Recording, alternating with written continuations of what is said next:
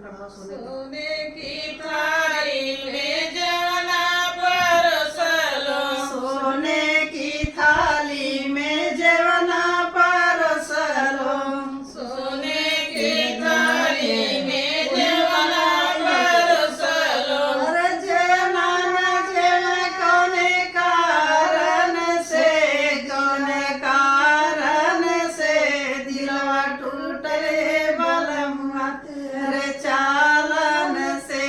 दिलवा टूटले बलमुआ तुहरे चालन से। दिलवा टूटले बलमुआ तुहरे चालन से।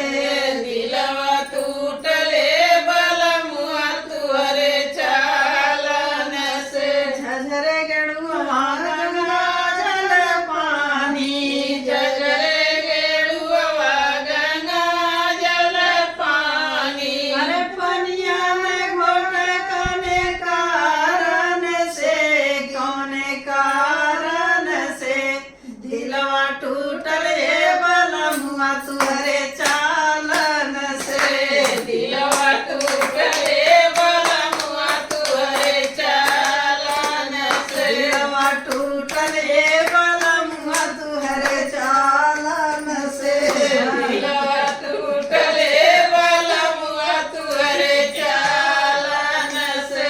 लौंग इलायची कबीरा जोरवलो, लवंग इलायची कबीरा जोरवलो। अरे बिरवान कुछ कौने कारण से, कौने कारण से दिलवा टूटले बलमुआ तुहरे चालन से। दिलवा टूटले बलमुआ तुहरे चालन से। दिलवा टूटले बलमुआ तुहरे चालन से। दिलवा टूटले बलमुआ तुहरे चालन से। गद्दा गलैचा कैसे लगायो, गद्दा गलैचा कैसे जलगायो। सजिया न सोवे कौने कारण से, कौने कारण से दिलवा टूटले बलमुआ तुहरे चालन से।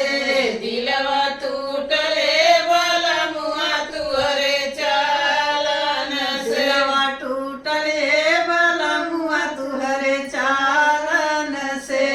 दिलवा टूटले बलमुआ तुहरे चालन से। ये चुटकुला नाच गीत पसंद आए तो लाइक शेयर सब्सक्राइब जरूर करें।